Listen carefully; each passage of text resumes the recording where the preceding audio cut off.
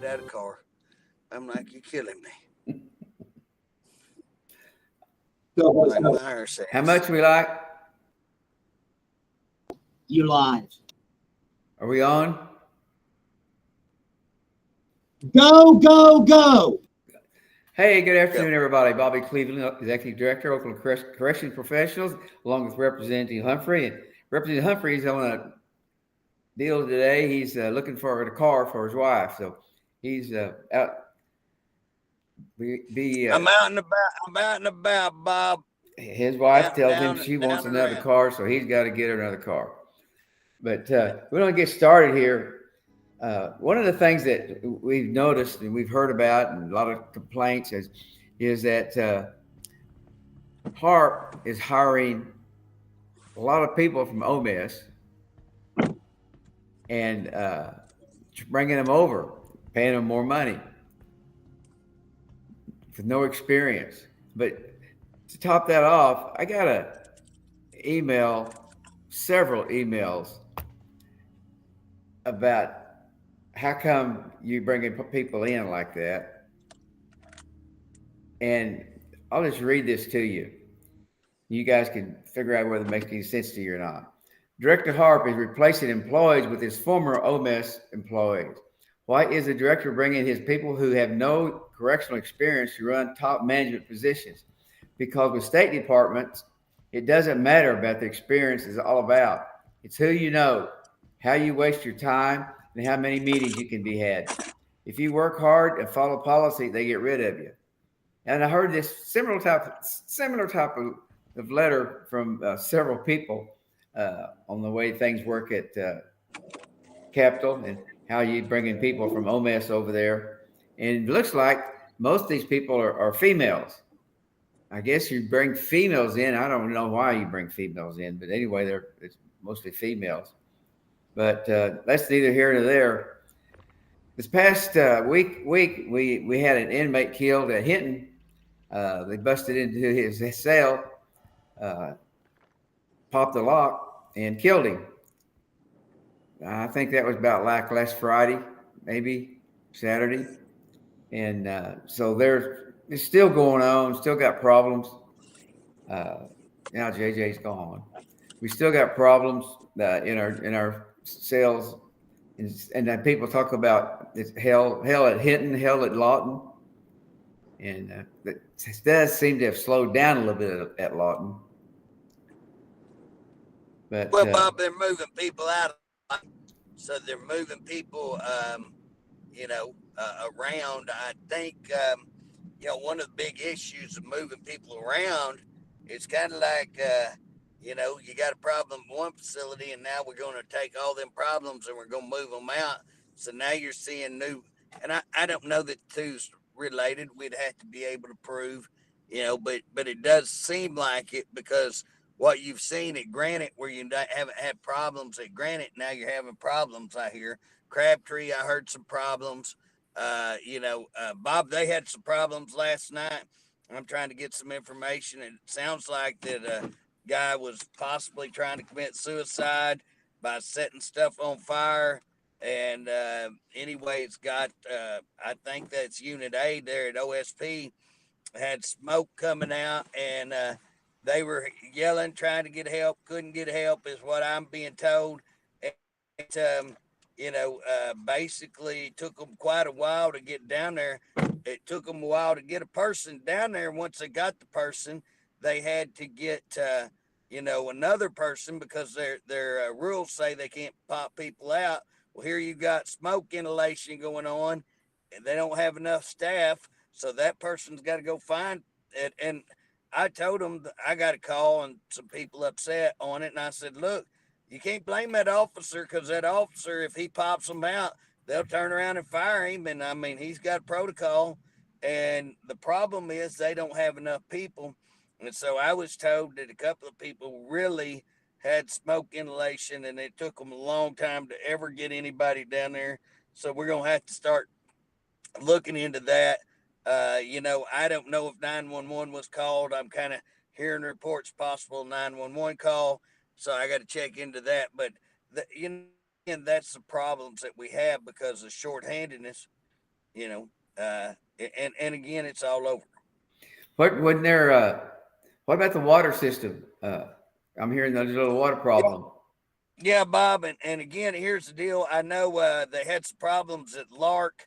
I heard that they hit a water line, that the county or city or somebody out there hit a water line, shut us down at Lark for a minute. Now, that's not Lark's problem. I mean, that's not their problem. And I was told that got fixed pretty quick. But at Dick Connors, you have this problem all the time at Dick Connors. I mean, this is a continual problem. Now, if you talk to the city, they're going to say it's the prison problem. Talk to prison, they talk like it's the city problem. But here's the deal: it's everybody's problem. When you got 1,200 people out there, that's like a large, it's a small town or something. It's a little city. And when you got that, then you need to turn around. And if there is a problem at the city level, then why are our DOCs working with the city, going to legislators, going to talk to people? And if they got that big a problem in the city, then let's get it fixed, because you got a whole facility there. So somebody's not doing their job, at the top administrative level, if this is going all the time. And what I was told here in the heat, that they're getting like 2 bottles of water a day, and it's a big problem. So I got people calling in on that, complaining on that as well. Well, I want to talk a little bit about our meeting tomorrow. Starts at 10 o'clock, Oklahoma City. It'll be at Oklahoma City and Frisbee's, our attorney's office. And we also can Zoom in, and we put that address up where people can Zoom in. And it's a long old deal to Zoom. It's gonna be it's gonna be hard for someone to type that up, I think. But They just had to tap on it, Bob. It's not that bad. So okay, if they can get that, they can copy it. They can put it on whatever device they want, and all they have to do is tap on it. It'll pull them in, and you're on Zoom, just like we're on. Like I'm remote Zoom today. yeah. I just tapped on that. Here I am. So you can participate. We'll have a screen up to where you're going to be able to talk, and so hopefully, uh, and what we want to tell the listeners, Bob, is this is our first try. So y'all be patient with us. We're trying to get new officers in, and we're trying to get this Zoom where everybody can participate. And we're hoping that by doing that, we see our participation levels go up, because we don't want just employees signing on. We want participation.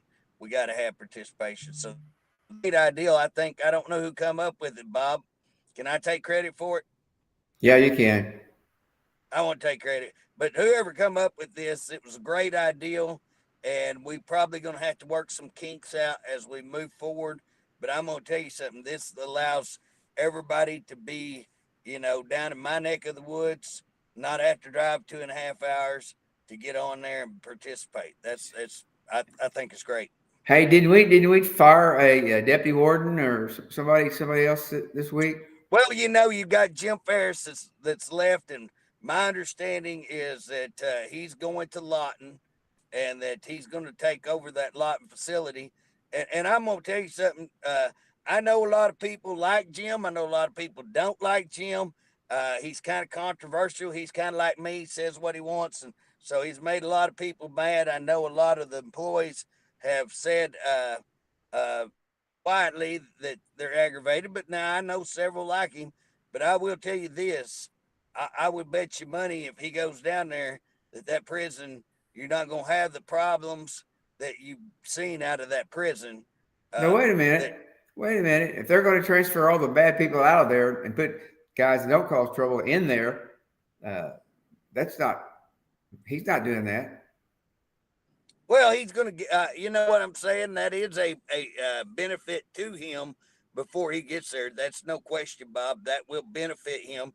Now, they said that they were going to drop the number of inmates that they had. That was my understanding in that contractual agreement, that they were going to reduce by about 240 something. That don't hold me to that number, but 200 something. And Bob, I think. That you haven't seen that.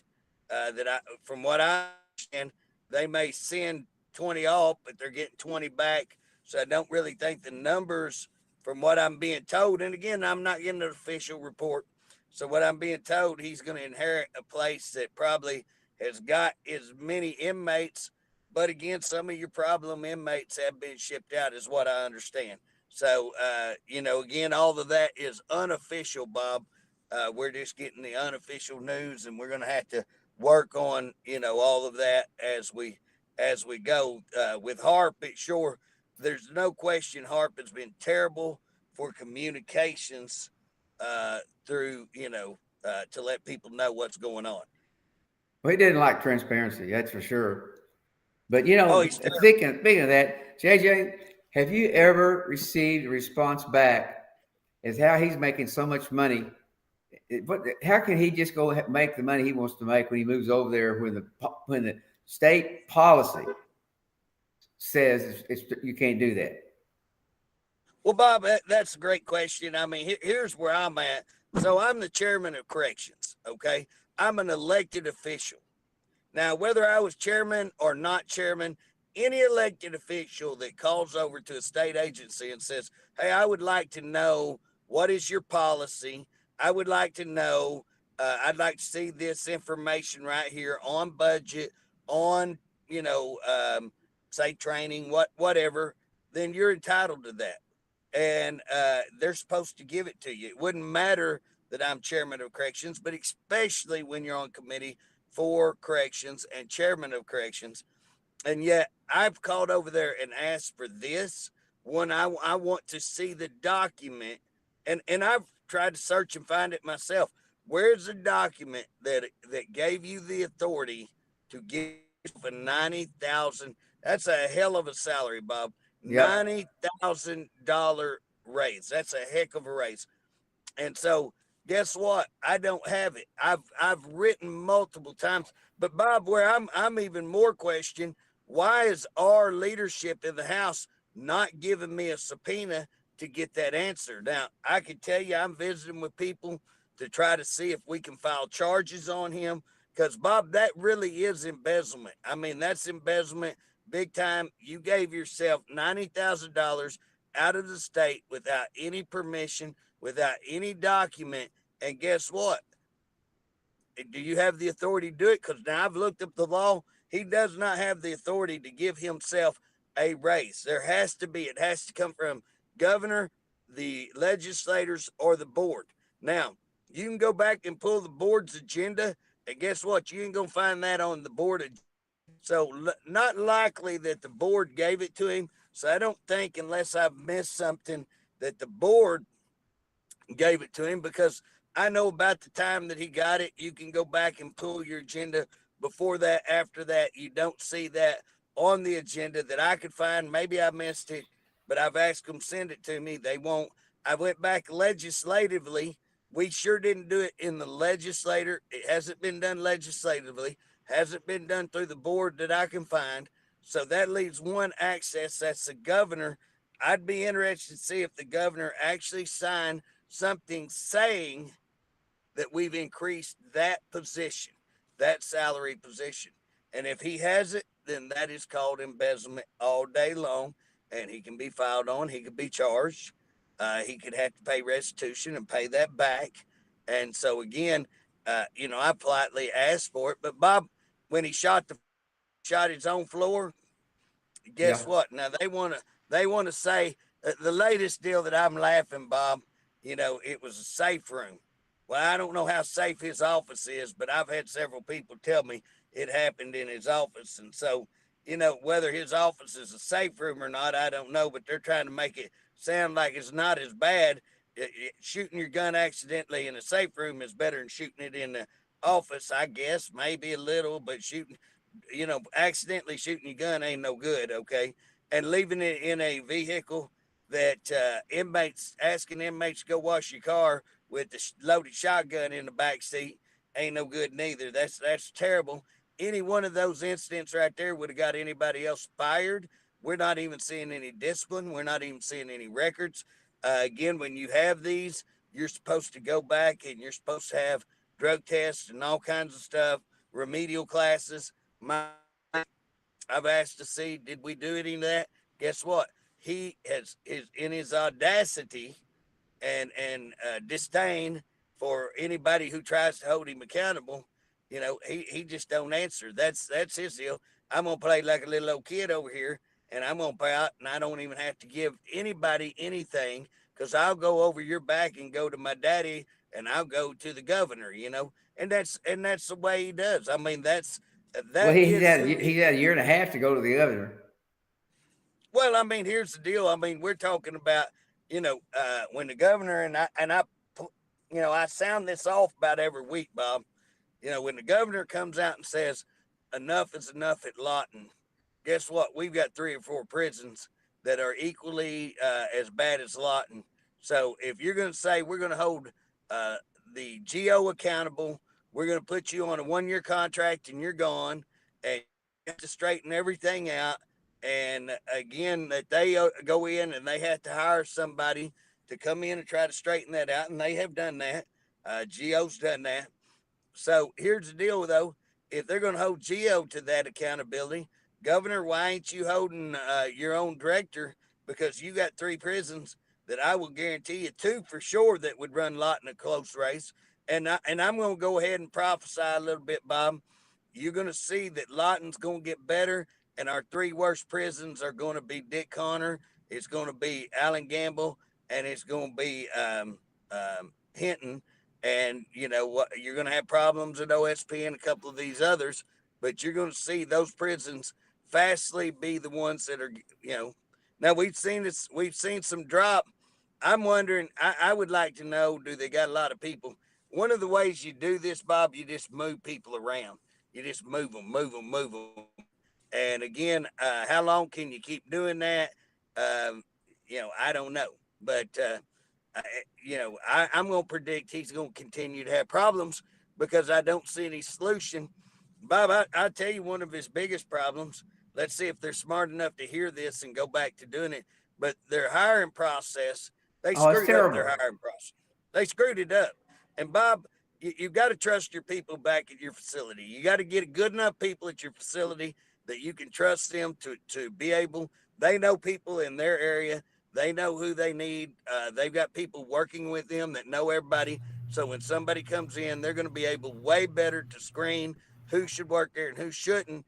And guess what? If I got to put in, Bob, I went to work in the Department of Corrections, and if you told me I had to come up here to Oklahoma City, would never went to work for them.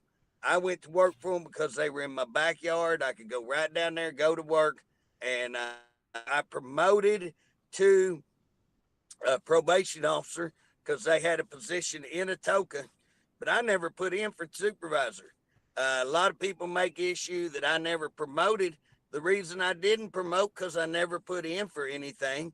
Didn't want to put in for anything because I didn't want to move. I had cattle there at home. My wife had a great job. I had a house. My family lives there. Guess what? I didn't want to move. So for a lot of people from our type of community, rural community, they're not going to go to work at Hinton. They're going to go to work at McLeod and McAlford. If you won't let them go there, they're not going to put in. So you're killing yourself with people who might put in, I think and they're doing again, that on purpose. Bob, you know what? I'm kind of like you can't screw up the border the way Biden did by accident. You just can't do it. I mean, it's almost on purpose. And when I see some of the things going on at the DOC, guess what? I often wonder, hey, how can you do that? I don't think you can do that. I mean, you had to know. Bob, you were talking about bringing people from OMES. I want to say, I want to openly say that I've worked with women in the corrections. And, as long as a woman can meet the standard, as long as a woman's going to do the same job, if she's going to get the same pay that I get, then she needs to do the same job. If a fight starts, she may not be able, I mean, hey, I'm probably not going to be able to fight as well as some 6'5" guy that weighs 250 pounds and solid as a rock. I mean, yeah, he'd probably be better in a fight. Maybe. I don't know. I've fought some pretty big boys and won. But again, hey, I'm almost 60. That's got to take in count. So again, but will they jump in and try to do their job? You know what I'm saying? So I don't care, woman, man, But at the end of the day, what experience do you have? What do you have to bring to the table? And when you start bringing your people over from OMES, and you're hiring all these people who owe allegiance to you, and let's get it. That's what it's all about. The people who are complaining about uh, so many of them being women, the issue is not that they're women. The issue is what they're saying is the issue is that Harp wants to bring over women from OMES because they say that he thinks he can control them. So the issue is not about gender. The issue is about control. Who pays homage, who will do whatever he says and won't question one thing. So here you have a guy who knows absolutely nothing about corrections. I mean, knows absolutely nothing. And then you turn around and he goes and hires all the top positions. He's filling with people that know even less than he does, which is unbelievable. And then you turn around and you have a whole administration of people who are going to do 100% what he wants without question and knows nothing. Even if they wanted to question it, they wouldn't know enough to question it. Now, you want to talk about a disaster? That's a disaster waiting. Well, I've heard probably 2 years now, people that retire that they short them on their time and they manipulate the time. But it's not one, it's not two, it's 100 that they you hear the same thing for, or not, whether that's true or not. Uh, it's hard to believe that you got that many people upset, but they're just ready to get out of there, so they just don't fight it because they do no good. But they short them several hundred hours. Well, it's aggravating, Bob. You got employees that they get sick every 5 minutes. They won't come in. They're undependable. You just got to fight to get them in. And then you got this employee you can call anytime. They'll stay late. You ask them to stay and work another shift. You're in a bind. You call them on weekend. Here they are, great employees. And then you see how they treat them going out the door. So, you know what, Bob? If you go back and look at the people that you're representing in your OCP legal defense, a lot of these people will be people who have a little time in, and it looks like they're wanting to run them off and over just Mickey Mouse. So here people put in 20 years or 18 years to run them off because they didn't react to this. They had 3 jobs and they didn't react to this one fast enough. Or they just walk in, Bob. They're just walking in and firing people. I got people calling me that they just walk in. You're fired. You're fired. And again, most of the people who get fired know what it was that they did. But I got people call me and go, "Hey, I had no idea. I don't have a clue why they fired me." Now, I don't know if they're telling the truth, but I believe them. I believe that they do that, and it's just insane. It's insane. I got sent today. What's the executive chart? Because I think they replaced Jim with Rudick. I don't know, or maybe Sharp moved up to Jim's spot and Rudick moved up to Sharp's spot. Or I was looking at that chart, and then here's Tommy Sharp over here that's over all this stuff. Well, Bob, I like Tommy, and you know that. I've said we used to joke around. You always used to say when he was getting in trouble up there at OSP, and we were having all the old questions. You'd always say, "Well, you're a friend," and I'd go, "Well, he is my friend. I like Tommy. I do like Tommy." But can we both agree that Tommy had to be moved out of OSP because of massive problems? And now let's look right over here. Where's he at? He's one of their top administrators. Well, he was terminated. That's what I was told. I know, Bob. That's what I'm saying. He got moved out of there. And again, whether he's terminated or not, he came back to work pretty quick as an auditor, which again, Bob, that's a pretty interesting thing. You're not you're going to get terminated or removed because you could not handle that prison, and you're going to get put in a position to where you go grade other people on how well they're doing. That's that's uh, that's a head scratcher right there, Bob. And then you're going to end up being one of the top administrators when you couldn't handle one facility. And again, that's a head scratcher. And again, I know Tommy's going to listen to this and go, "Oh yeah, y'all both are just beating me up." And again, I'm not. I like Tommy, and I think I actually defended Tommy for a long time, to the point that I had to go, okay, I can't defend. I like him, but I can't defend what he did. You know his actions there. And again, I can't defend how you let a person go and then promote them. It just and again, I probably why, because I like him and because they like him, and he's willing to work and he's willing to do so. I'm sure he is a good employee, but to be over other employees and to be in that position, probably not the best idea, because we've seen how he's handled that in the past. And so he was one of the ones that I was told was going down to Holdenville and going down to meet inmates and gang members, gang leaders, to walk in and say, "Hey, you're controlling the prison. We're going to meet with y'all." Did not even bother to talk to staff.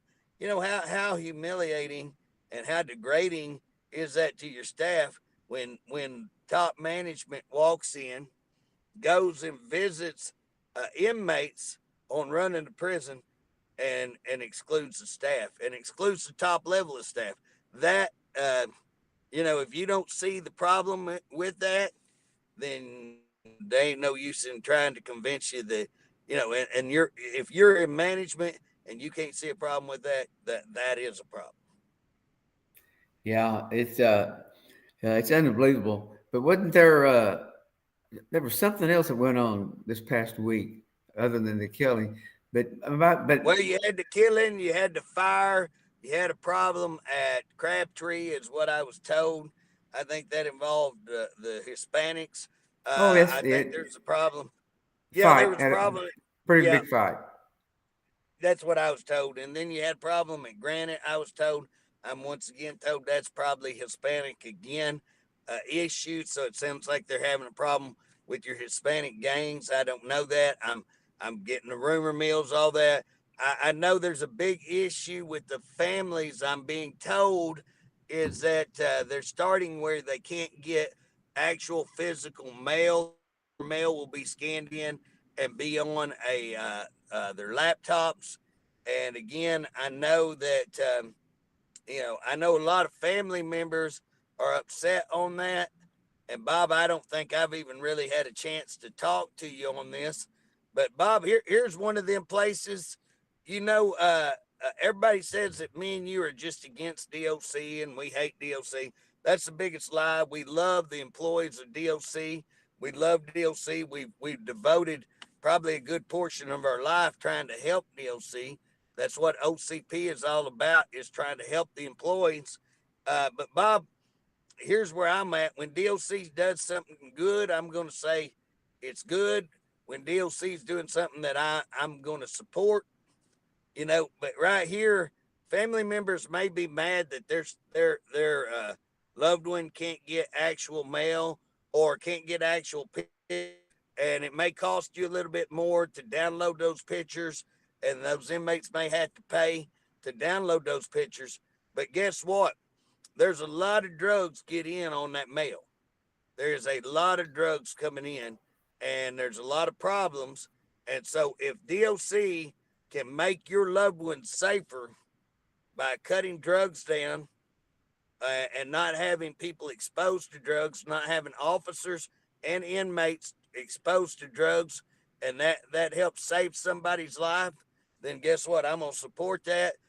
And so I know some of you family members watch this program, and I know that you'll probably be a little upset, but I want you to think about what's more important, a little bit of mail, or the life of your loved one. And we've seen a lot of people die on ODs and that kind of thing. A lot of the violence is behind drugs. So if DOC can to reduce those drugs getting into their facility. I say kudos to them. At least they're trying. We're not going to sit here and gripe, at them, telling them all the time, you ought to try to do something, you ought to try to do something. And then when they do something good, we're not going to beat them up. So today I'm going to say having that mail in, I think is going to be, at least this attempt, it looks like a good move that they're making to try to stop drugs from getting in. Well, I think we ought to put a survey together.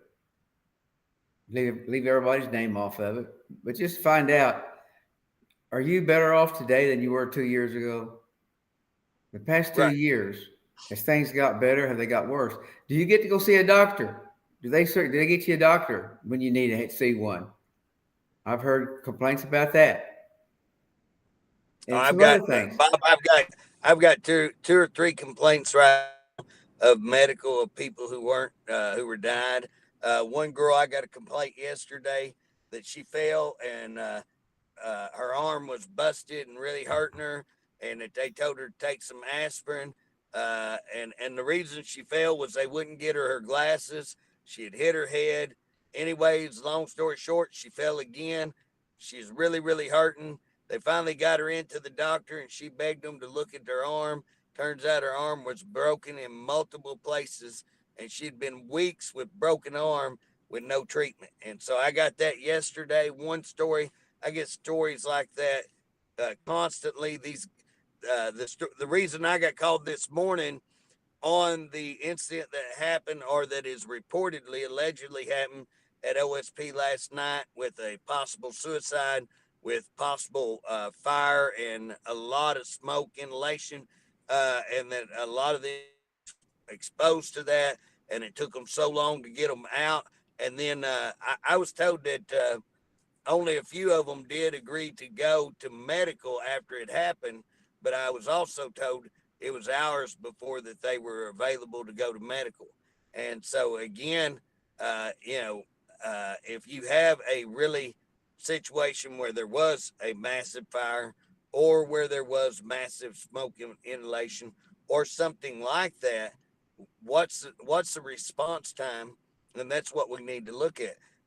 Again, if you have a situation like this, this is what they taught me when I worked there, Bob. When we had a situation like this, and we were able to get out of that without a whole lot of damage, with nobody dying or anything like that, that's a great training op. That's a great opportunity. So you take a bad situation and you turn it into something good. It's awesome training op to see what was our response time. Why was our response time so poor? What can we do to improve that? What should we do if you only have one officer down here and we have a situation like that?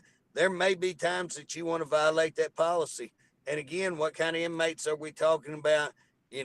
Can you pop that door and have a reasonable safety? Or if you pop that door for 4 or 5 of them, 10 of them, are you going to have somebody dead? You've got to look at all that. That's a great opportunity. And if you had to say, oh, we can't pop that door or we'll have dead people, then you need to say, then we need to get another person down here. Because if we don't have another person down here, then we're going to have a massive problem. And that's a good opportunity to look at that. I don't think they will do it, but How long has Hinton been open? Well, Bob, there's been Hinton since they started. It's been about, it went on shortly after Harp got on. So Harp will be here 2 years in October. So I'm going to say it's somewhere possibly a year and 6 months, year and 8 months. Enough time. There's enough time they can fix those doors. That's dangerous. And on that let me one say pod, they this, can Bob. pop those doors. I think, in fact, it may just be a little over a year, because they got a 2-year contract, and I know their contract wasn't up. So I know it's less than 2 years. But yeah, Well, Bob, they've had over a year. They've got over a year in. First of all, why would you even bring inmates in before you had it got ready. those doors fixed? You would have that. The time to fix all that's when nobody's in there, when you can leave all your equipment there and just work on it and come back and work on it. That's time to fix that. Make sure everything's right before you get people. what you do, you're always, inmates are always going to be trying to tear something up, always trying to beat you, get around something, and you're always fighting that. And again, that's at any brand new facility, you're going to be fighting that. But when you have this massive breakdown and you bring people in before you even do that, that's failure. That's where you failed big time. And I would tell you, anybody knows prisons, Bob, I don't want to act like I'm an expert. I'm a pretty good expert in community corrections, probation, drug court, the court system. But I know corrections quite a bit too. I've worked in prison a lot, been around, back and forth in prisons, been around people who worked in prisons. So I know security pretty well. 8-man cell is a nightmare. Eight man cell. So if you got, I don't know what kind of deal they made to get that prison, but you better made a deal to get that prison, because that prison's got so many train wrecks, it's unreal. And for you to make the deal to get that without a plan of how to fix those problems, and obviously there was no plan. What I kind of understand is they got it, didn't understand it.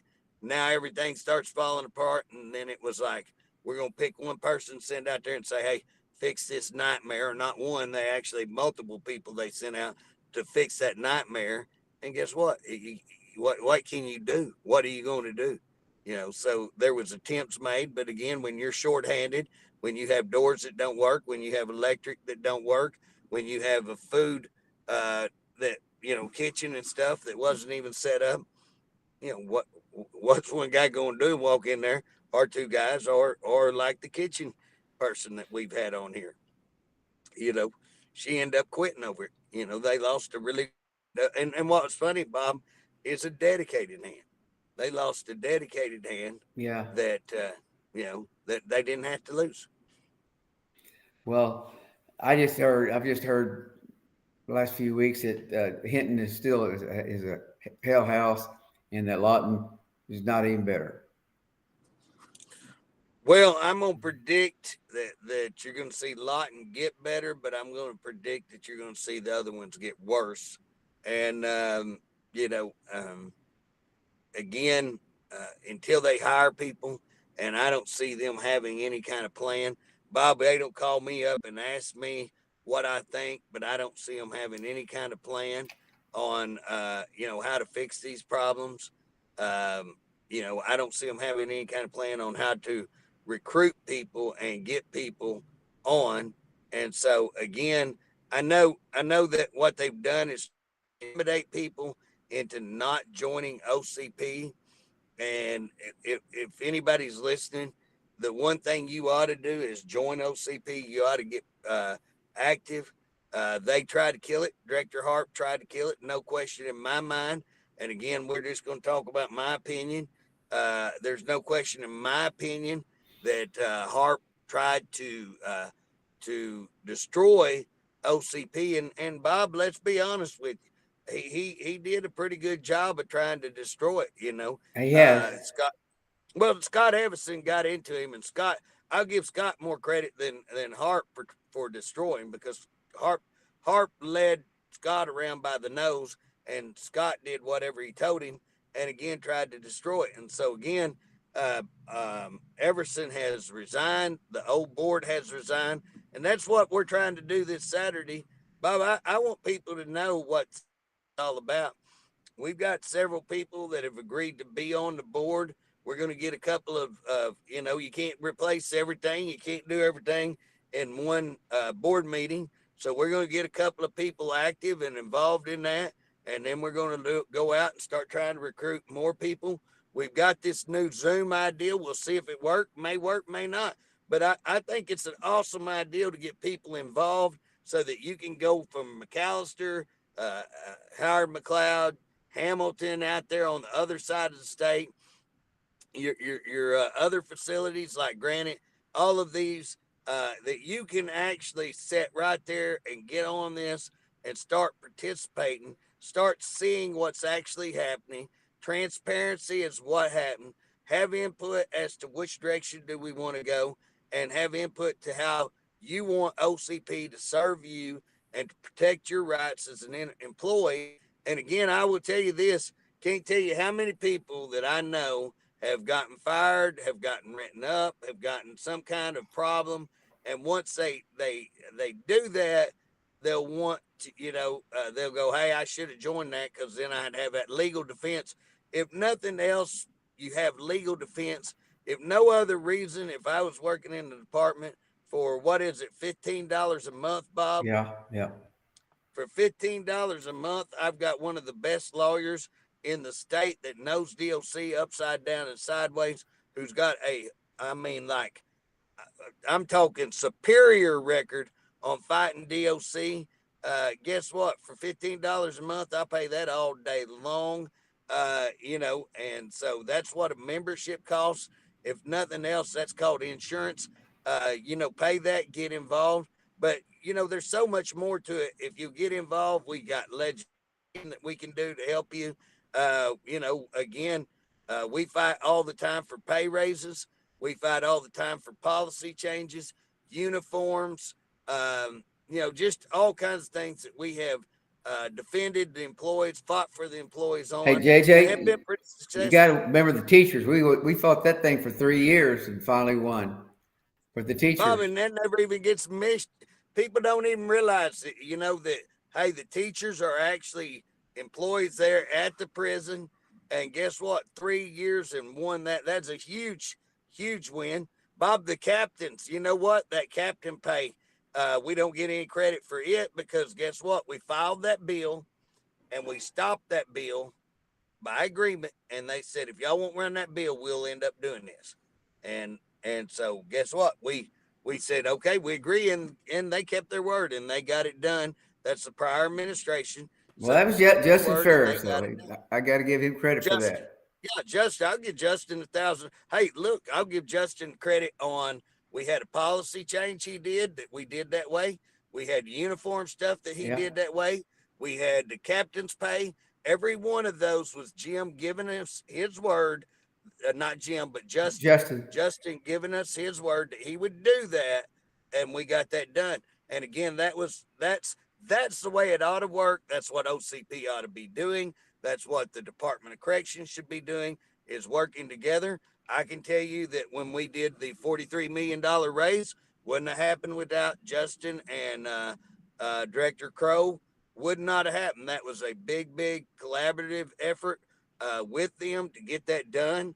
And in fact, once we had a huge fight to establish that they were that shorthanded, but once we started working together, that was established, then the fight became fighting our legislators not to take that money away from them and to give it for a raise. And then that's when we started working together to make sure that we kept that money in the department and that it went for raises. And so, we've done some great, great things.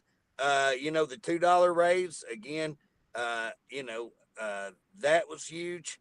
So, Bob, we've done, and I'm trying to think of other things that we've done policy wise, because I know there's many. We filed several bills. Stab vest. Hey, whistleblowers, Bob, that was one of the big bills that me and you worked on last year. Got it passed out of the House, couldn't get it passed in the Senate. Had an old boy that me and Bob are great friends with that recently passed away. I was really wanting to pass that legislation, kind of dedicated to him, Stan Ward. But Stan Ward did a great job writing for whistleblowers. And Bob, that's going to be one of the ones I refile this year. So we're not, that's what your listeners need to know. And the OCP members need to know, even when we get beat, we're not, we had that $2 raise that we got way back, and we won that, but they took it away from us, me and Bob, and they took credit for it. But we turned around, and when they did that, they messed it up and left out 400 people. Guess what? We went back in the next year, did that. The probation pro raise, again, that was another one that we filed, and that they come back and said, hey, we're going to give it to them. Even though we didn't get that passed, we're going to give it to them. So again, that's what happens when we work together to get stuff done.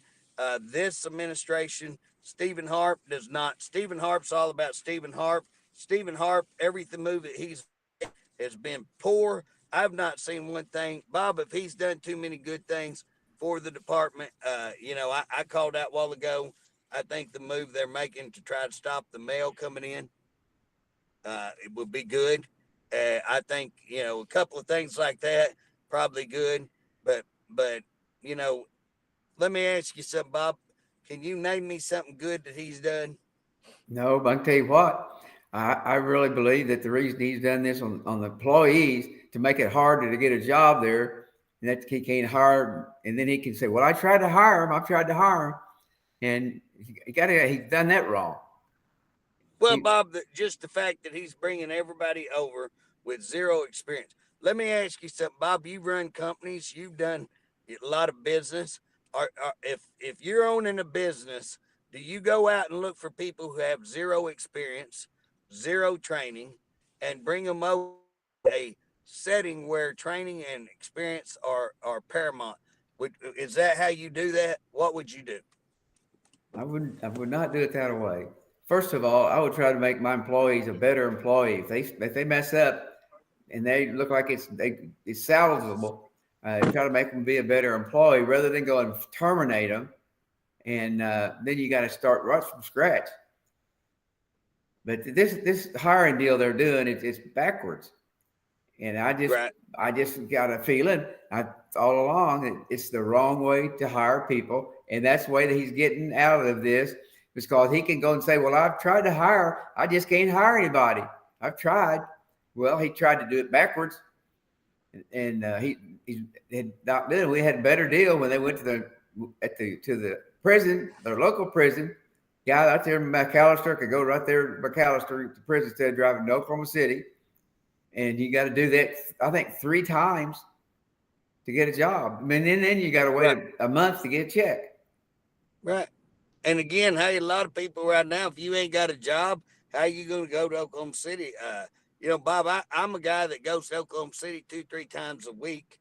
In fact, I may be up there tomorrow. I may Zoom into that meeting, or I may actually drive to that meeting. But I drive to Oklahoma City 2 or 3 times a week.